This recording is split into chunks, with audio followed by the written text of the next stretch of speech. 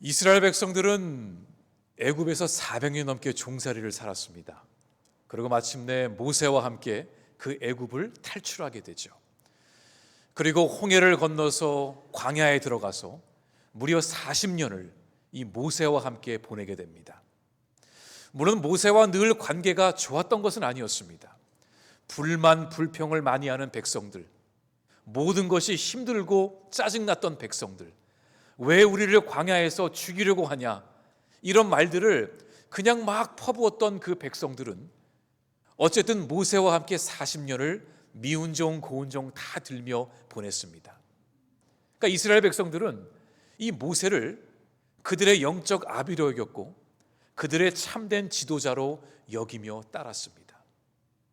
40년을 보냈으니 얼마나 그들의 사이가 그래도 끈끈했을까요? 마침내 긴 광야 생활을 마치고 이제 가나안 땅에 들어갈 준비가 다 끝났습니다. 이제 요단강만 건너면 가나안 땅에 들어갑니다.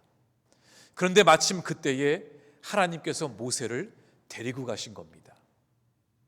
오늘 여호수아서는 1장 1절부터 이 모세의 죽음에 대한 이야기로 시작이 됩니다. 우리 1절 말씀 볼까요? 여호와의 종 모세가 죽은 후에 여호와께서 모세의 수종자 눈의 아들 여호수아에게 말씀하여 이르시되. 모세의 나이는 120세였습니다. 그런데 이 모세의 건강 상태가 어땠는지를 이 신명기서 34장 7절에서는 뭐라고 하냐면, 모세가 죽을 때 나이 120세였으나 그의 눈이 흐리지 아니하였고 기력이 쇠하지 아니하였더라. 멀리 볼 수 있고 하루 종일 걸어도 지치지 않는 그런 힘과 기력이 모세에게 있었습니다. 하지만 그럼에도 불구하고 모세는 가나안 땅에 들어가지 못하고 하나님께 부름을 받았습니다. 왜 이 중요한 시점에서 하나님은 모세를 데리고 가셨을까?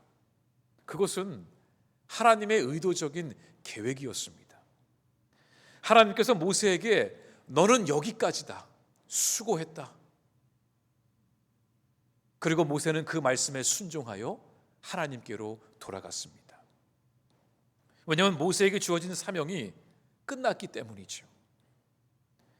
이 사명이라는 것도 주시는 분도 하나님이시지만 우리의 사명을 마무리하시는 분도 하나님이심을 우리는 알아야 됩니다. 나는 힘이 있는데, 더할 수 있는데, 그렇다고 더하는 게 아니라 믿음의 경주가 끝나면 우리는 집으로 돌아가야 됩니다. 하나님이 허락하신 그 기간 동안 열심히 사명을 붙들고 가야 하는 거죠. 사명이 주어졌을 때 붙들어야 합니다. 내가 준비가 되면 해야지. 그렇게 하나님의 사명을 주시지는 않습니다. 그런데 백성들은 사람인지라 모세가 그들과 함께 가나안 땅에 들어갈 것이라 굳건히 확신하고 있었습니다. 함께 애굽을 탈출했죠. 험한 광야를 함께 보냈죠. 홍해를 갈랐죠. 아직도 기력이 쇠하지 않은 모세를 보면서 야, 모세와 함께 가나안 땅에 들어가겠구나. 두려움도 있었지만 모세가 있었기 때문에 마음속에 평안함도 있었을 것입니다. 모세가 아니면 누가 이들을 데리고 갈 것인가? 이 질문도 분명히 그들은 스스로에게 던졌을 것입니다. 이들은 40년간 모세의 리더십에 길들여진 사람들이었습니다. 그런데 본격적인 가나안 전쟁을 앞두고 모세가 그만 세상을 떠난 것입니다. 그리고 평생을 40년 넘게 모세의 시종을 들었던 여호수아가 그 모세의 자리를 얻게 됩니다. 그러니까 모세의 후계자가 된 것이죠. 백성들은 걱정하며 매우 혼란스러웠습니다. 모세가 아니면 누가 우리를 데리고 갈 것인가? 모세가 죽었는데 어떻게 가나안 땅에 들어갈 것인가? 이 백성들은 너무너무 슬퍼하고 두려워하며 마음에 혼란이 왔을 것입니다. 그런데 혼란스러웠던 것은 백성들만이 아니었습니다. 여호수아도 그의 마음이 혼란스럽기는 마찬가지였습니다. 여호수아가 이제 모세의 후계자가 됐다고 마음속으로 기뻐했을까요? 야, 드디어 나의 시대가 왔구나, 내가 이제 리더가 되겠구나. 그렇지 않았습니다. 여호수아 역시 그의 마음에는 불안과 두려움이 있었습니다. 모세의 죽음은 백성들에게만 위기가 아니라 여호수아에게도 매우 큰 위기로 찾아왔습니다. 저는 혼자서 여호수아의 심정을 한번 상상해 보았습니다. 왜 여호수아가 그토록 두려웠을까? 무엇이 두려웠을까? 내가 만약에 여호수아의 위치에 있었다면 나는 무엇이 두려웠을까 생각해 봤습니다. 몇 가지가 생각이 나더라고요. 먼저는 모세의 죽음으로 인한 상실감이 있었을 것입니다. 모세는 여호수아에게 있어서 영적 아버지였고 그의 스승이었습니다. 모세만 바라보며 그의 시중을 들며 함께했던 여호수아였는데 이제 모세가 없어졌으니 누구에게 그의 마음을 털어놓고 누구에게 그의 슬픔과 그의 어려움과 기쁨을 함께 나눌 수 있겠습니까? 아론도 세상을 떠났습니다. 이제 여호수아는 그 누구도 그의 마음을 나눌 수 있는 어르신들이 다 없어진 것입니다. 이제 여호수아는 철저하게 홀로 서기를 해야 됩니다. 우리도 그렇지 않습니까? 우리도 나이를 떠나서 부모를 잃게 되면 정말 우리의 삶 가운데 큰 나무를 잃어버리는 것과 똑같습니다. 이제 내가 힘들고 어려울 때 누구한테 전화를 하지? 누구한테 기도 부탁을 하지? 내가 심적으로 정말 의지할 수 있는 그 부모가 먼저 떠났을 때에 모든 자녀의 마음은 똑같을 것입니다. 상실감과 외로움이 찾아오는 것이죠. 여호수아도 그랬습니다. 또 여호수아는 모세의 후계자가 되는 것에 대한 큰 부담이 있었을 것입니다. 모세는 정말로 위대한 지도자였습니다. 애굽에 가서 바로와 맞짱을 떴고요. 그 많은 백성들을 끌고 나오는 리더십이 있었고 담대하게 홍해 앞에서 홍해를 가르렀고 광야에서 40년을 이 백성들과 함께 살았습니다. 이 모세 같은 리더는요, 죽어서도 그 영향력이 미치는 사람입니다. 여러분, 전임 목사가 1대 목사가 너무 잘하면 2대 목사가 힘듭니다. 아무리 잘해도 교인들은 이렇게 생각을 합니다. 1대 목사님은 그렇게 안 했는데, 1대 목사님은 이렇게 했는데. 물론 그 마음속에는 이제 그리움과 또 사랑이 있기 때문에 그렇게 한 말이겠지만 1대 목사님을 잘 모르는 2대 목사는 그 말을 듣고 마음에 부담이 올 수밖에 없습니다. 나는 그럼 어떻게 해야 되지? 내 방식대로 못하고 이분들이 익숙한 1대 목사님의 스타일로 따라가야 되나? 어느 누구나 이런 부담이 있을 것입니다. 기업에서도 마찬가지일 것입니다. 위대한 리더의 뒤를 따르는 또 다른 리더의 마음은 비교감 때문에 마음이 부담이 오고 두려울 수밖에 없습니다. 후임이 아무리 잘해도 백성들은 모세와 비교하려고 했을 것입니다. 그러니까 모세와 여호수아의 관계가 그랬다라는 거죠. 어쩌면 그 이유 때문에 하나님께서 모세를 먼저 데리고 가신지도 모르겠습니다. 끝까지 남아서 에헴 하고 있으면 이 여호수아가 어떻게 일을 감당하겠습니까? 질서에 하나님께서 나올 때 나오게 하시고 물러설 때 물러서게 하시는 하나님의 지혜를 우리는 여기서 엿볼 수 있게 됩니다. 세 번째는 이 가나안 땅이라는 낯선 곳에 대한 두려움이 있었습니다. 모세에게 주어진 사명이 백성들을 출애굽시켜서 광야로 인도하는 것이었다면 여호수아에게 주어진 새로운 사명은 이들을 데리고 가나안 땅에 들어가는 것이었습니다. 그런데 이 가나안 땅은 비워진 땅이 아니었습니다. 이미 여러 민족들이 큰 성읍을 쌓고 최신식 무기를 가지고 훈련된 군인들을 데리고 요새들을 만들어서 지키고 있었습니다. 가나안 땅에 들어가려면 전쟁을 치러야 합니다. 그런데 가나안 땅은 이스라엘 백성들이 한 번도 가보지 않은 땅이었습니다. 어떤 상황이 어떻게 벌어질지 몰랐습니다. 그러니 두려움이 찾아왔겠죠. 반대로 이스라엘 백성들은 광야에서 태어나 자란 사람들이었습니다. 무기를 언제 쥐어봤으며 언제 제대로 된 전투 훈련을 해봤는지도 모르겠습니다. 말이 장정 60만이지 이 오합지졸을 데리고 무슨 전쟁을 치를 수 있을까? 여호수아는 마음이 답답하고 길이 보이지 않았을 것입니다. 마지막으로 여호수아는 이 모든 상황 속에서 자신의 한계를 느꼈을 것입니다. 때론 이게 우리의 큰 약점이기도 합니다. 나 혼자 스스로 나는 여기까지야. 나는 더 할 수 없어. 눈에 보이는 상황을 보고 나의 한계를 정해버립니다. 하나님이 아직 끝나지 않았다고 그러셨는데 나 혼자 선포하고 끝났다고 말합니다. 갑작스런 모세의 죽음으로 여호수아는 하루아침에 이스라엘 백성들의 리더가 되었습니다. 오늘 같으면은 전임 목사님이 후임 목사를 찾을 때에 함께 데리고 와서 6개월에서 1년은 함께 사역을 하며 리더십을 가르쳐 줍니다. 그렇게 교인들과 함께 또 동행하는 그런 시간을 갖기도 하죠. 그 이유는 리더십을 잘 이어받기 위함입니다. 그런데 여호수아는 그럴 시간이 없었습니다. 모세는 떠났고 이제 여호수아는 리더가 됐습니다. 이제 요단강을 건너야 됩니다. 그러다 보니까 이 여호수아는 마음속에 나는 모세가 아닌데 내가 어떻게 모세처럼 일을 할 수가 있지? 마음이 얼마나 힘들었겠습니까? 그리고 모세는 하나님과 특별한 관계가 있는 사람이었습니다.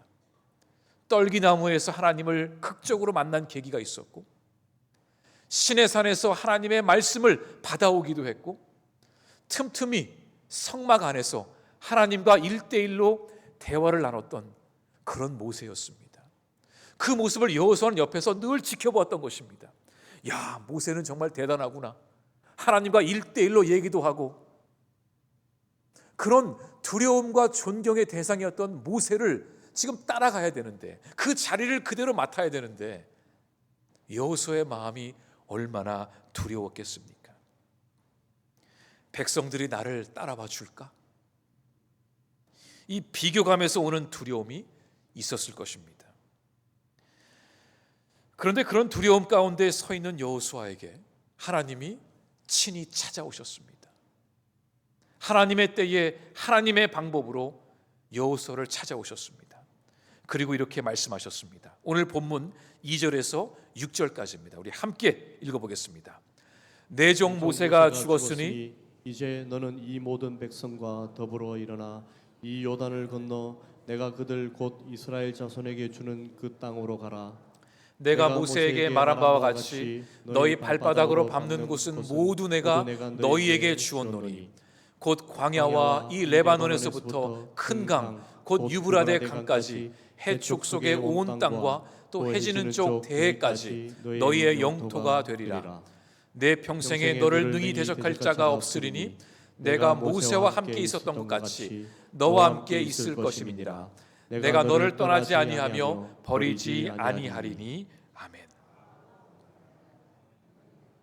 6절 읽겠습니다. 죄송합니다. 6절. 강하고 담대하라. 너는 내가 그들의 조상에게 맹세하여 그들에게 주리라 한 땅을 이 백성에게 차지하게 하리라. 아멘. 내가 너로 하여금 감당하게 할 것이다. 내가 너와 함께 할 것이다. 이 하나님의 말씀은 여호수아에게 말로 표현할 수 없는 감동과 힘이 되었을 것입니다. 하나님은 다시 한번 여호수아의 마음을 붙드시기 위해 이렇게 또 말씀하셨습니다. 9절입니다. 내가 내게 명령한 것이 아니냐. 이 모든 일은 네가 혼자 하는 것이 아니라 내가 너에게 시킨 것이 아니냐. 그러니 강하고 담대하라. 두려워하지 말며 놀라지 말라. 네가 어디로 가든지 너의 하나님 여호와가 너와 함께 하느니라 하시니라. 비록 하나님이 모세와 1대1로 특별한 관계를 맺어 오셨지만 이렇게 이런 말씀을 전해준 사람은 여호수아밖에 없습니다. 네가 어디를 가든지 무엇을 하든지 내가 너와 함께 할 것이다. 두려워하지 마라. 그런데 하나님은 여호수아에게 무조건 두려워하지 말라 그렇게 말씀하신 것은 아니었습니다. 하나님은 여호수아에게 구체적으로 그 두려움을 이겨낼 수 있는 방법을 가르쳐 주셨어요.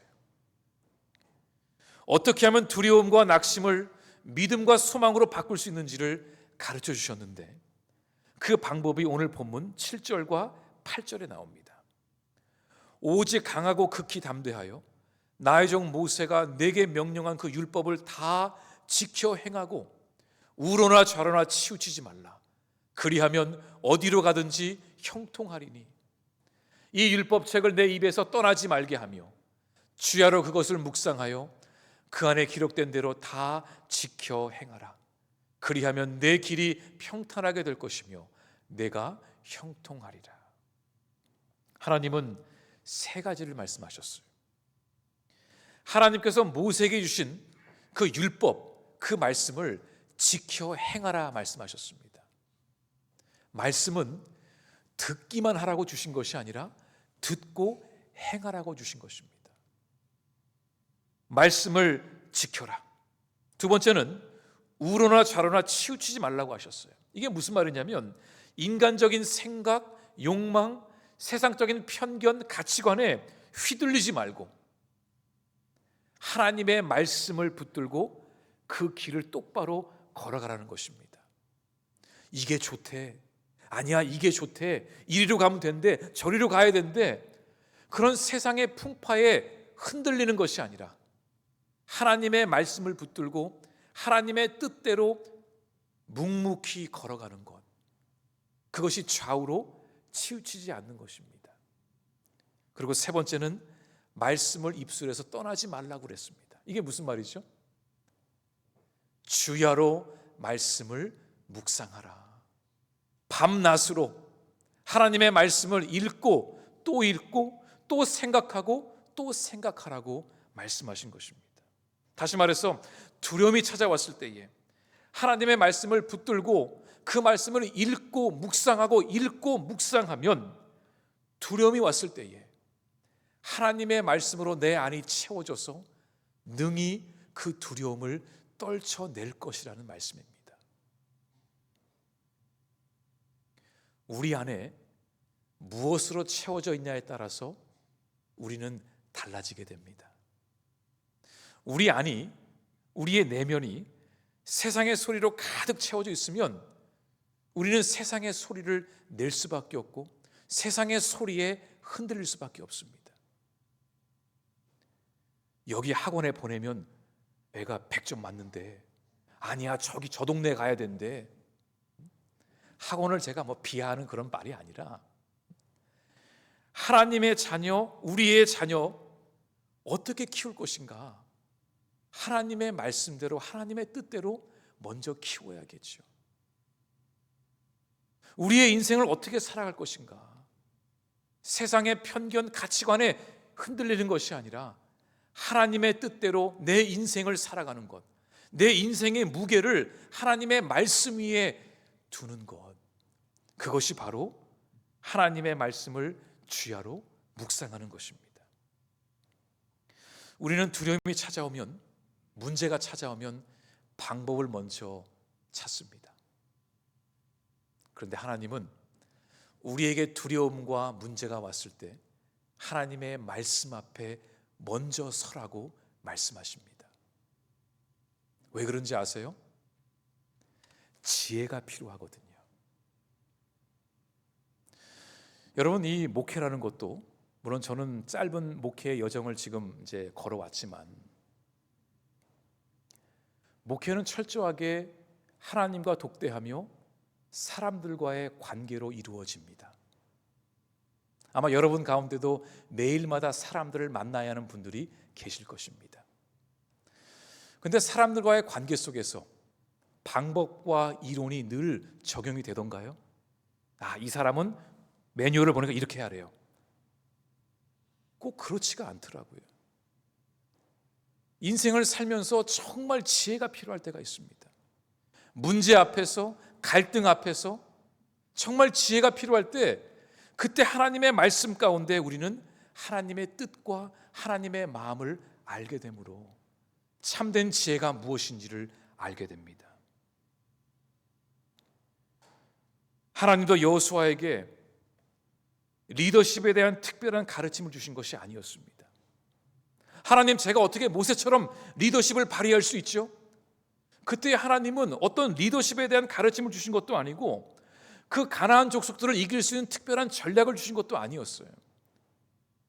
여리고성을 무너뜨릴 최신식 대포를 주신 것도 아니었습니다. 하나님은 여호수아에게 하나님의 말씀을 먼저 붙들라고 말씀하셨어요. 여러분, 왜 교회에서 우리는 그토록 성경을 읽으라고 말할까요? 왜 목사들이 교인들에게 성경 읽으세요? 왜 그렇게 말할까요? 할 말이 없어서요? 말문이 막혀서요? 아니면 성경을 읽으면 무슨 마술처럼 막 복이 굴러오고 그런 건 아니잖아요. 우리가 매일마다 규칙적으로 성경을 읽는 이유가 있습니다. 여러분, 제가 질문 하나 한번 해볼까요? 여러분, 엊그제 아침에 뭘 드셨어요? 그 반찬들이 다 생각이 나시나요? 일주일 전에, 지난주 화요일 점심 때 뭘 드셨나요? 한 달 전에, 둘째 주일 저녁에 뭘 드셨죠? 1년 전에 뭘 드셨을까요? 기억이 안 납니다.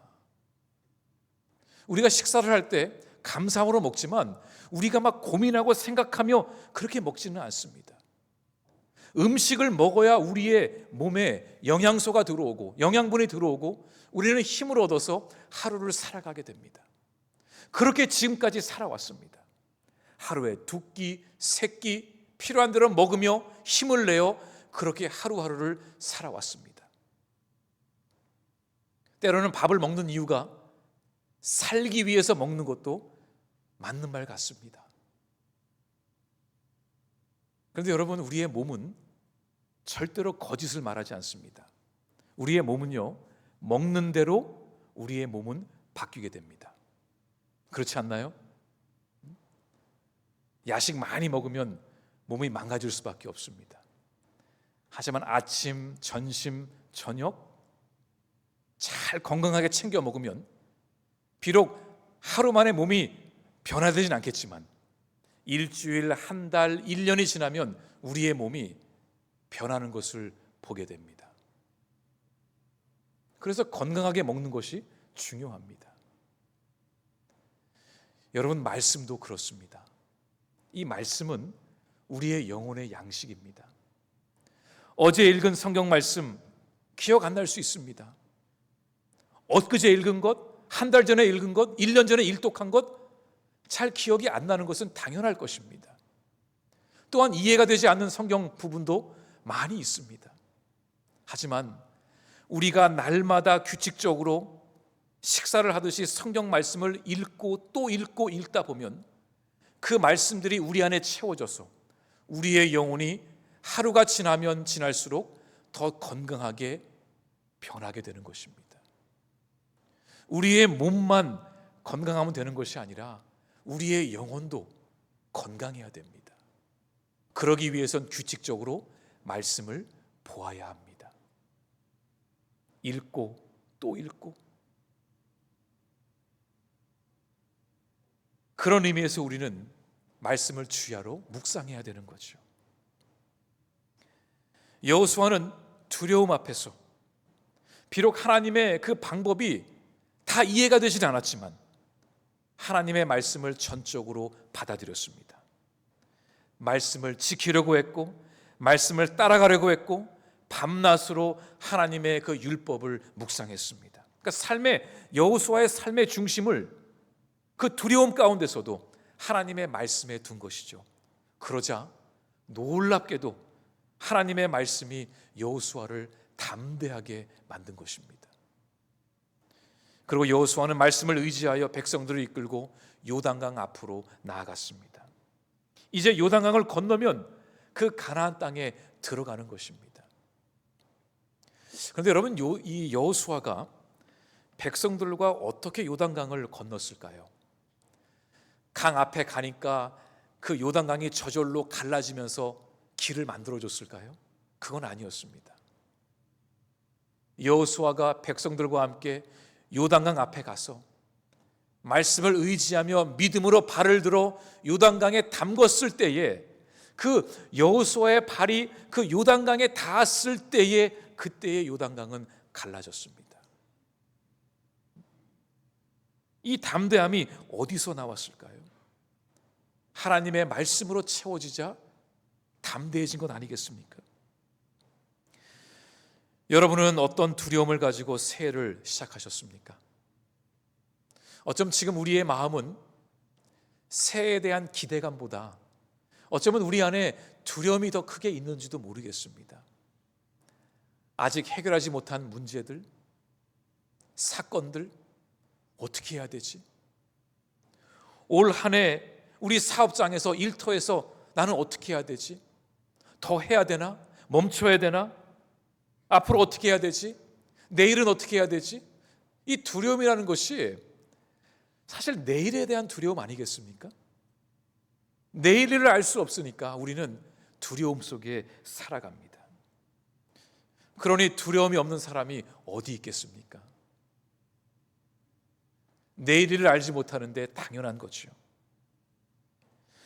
그런데 여러분, 우리가 새해 첫 주일을 맞이하면서 지금 해야 할 일은 이 두려움 속에 빠져서 어떻게 해야 되지?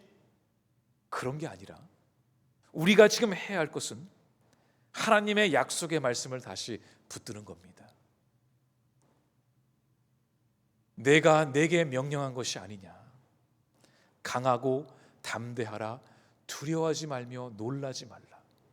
내가 어디로 가든지 내 하나님 여호와가 너와 함께 하느니라 하시니라.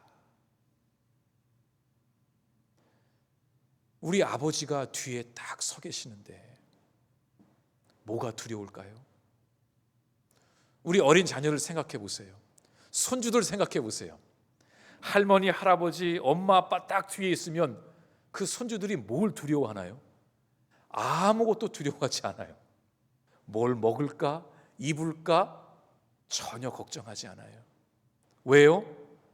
등 뒤에 든든한 아버지와 어머니와 할아버지, 할머니가 서 계시는데. 우리도 마찬가지 아니겠습니까? 하나님이 뒤에 계시는데 왜 고아처럼 두려워해야 되죠? 왜 문제를 나 혼자 들고 고민해야 되죠? 내 안에 하나님의 약속의 말씀으로 채워질 때 우리는 담대하게 나아갈 수 있는 것입니다. 하나님의 약속의 말씀으로 우리를 채울 때 두려움이 담대함으로, 낙심이 소망으로 바뀌게 됩니다. 결국 우리의 문제는 하나님이 함께 하실 때 해결되는 겁니다. 제가 작년에도 말씀드렸지만 올해도 똑같이 말씀드릴 거예요. 우리의 문제는, 우리 다 문제 있잖아요. 다 어려움이 있습니다. 우리의 연약함이 있습니다. 그런데 우리의 그 연약함과 문제와 우리의 그 두려움은 하나님을 만나면 해결이 됩니다. 정말이에요. 하나님을 만나면 우리의 모든 그 문제들이 해결이 됩니다. 여러분, 그 어린 다윗이 골리앗과 한판 붙었죠. 대단한 어린 소년입니다. 그때 상황을 짚어보면은 그 이스라엘 군대들은 다 막 두려워가지고 이 골리앗 앞에 나가지를 못하는 거예요. 골리앗은 큰 키에 넓은 어깨에 무거운, 그 무게가 무거운 창과 방패를 들고 앞에 나와서 누가 나와 1대1로 싸울 거냐, 이걸로 승패를 가르자 그랬어요. 나랑 싸워서 이기면 우리는 물러갈 것이고 내가 이기면 너네들 우리의 종이 되어야 한다. 이렇게 나오는데 이 사울의 군사들이 얼마나 두려워했는지 아무도 진영 밖으로 나오지를 못해요. 야, 네가 나가. 네가 나가. 그때에 형들한테 먹을 것을 가져다 주러 온 어린 다윗이 그 모습을 보게 됩니다. 그리고 속에서 막 이 화가 치밀어 오른 거예요. 아니, 이 골리앗이 누구길래 우리 하나님을 욕되게 하지? 내가 당장 나가서 혼내주겠다고. 그리고 돌멩이를 챙겨서 앞으로 나가요. 근데 여러분, 이 이야기를 우리가 생각해 보면은, 야, 어떻게 어린 다윗이 골리앗을 싸워 이겼지? 정말 다윗이 물맷돌을 잘 써서 그랬나? 정확하게 그 골리앗의 급소를 때려서 이긴 것인가? 여러분, 궁금하지 않으세요? 저는 아무리 이거를 이성적으로 생각을 해봐도 그 어린 다윗이 2m가 넘는 그 거인 골리앗과 싸워서 이길 수 없다고 저는 생각을 해요. 그 돌멩이 던졌다고 그 골리앗이 그 방패로 막을 수 있는 거 아닙니까? 근데 그 싸움에서 다윗이 이기고 말았습니다. 근데 저는 그 싸움을 물론 이긴 것은 하나님의 도우심 가운데 승리한 것이지만, 저는 더 놀라운 것이 뭐냐면 그 어린 다윗이 무슨 배짱으로 그 골리앗 앞에서 담대하게 그렇게 나아갔냐라는 거예요.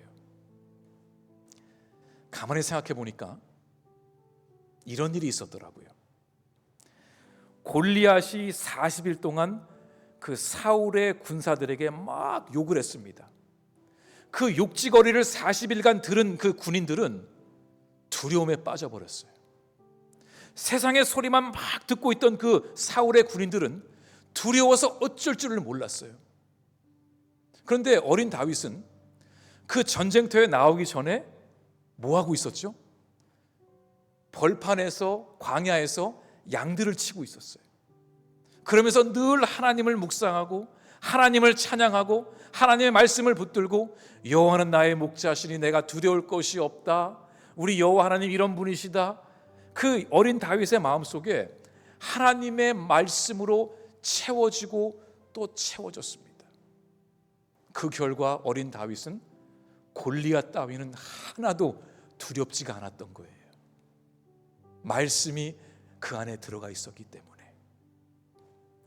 사랑하는 성도 여러분, 올 한 해도 우리는 치열하게 싸울 것입니다.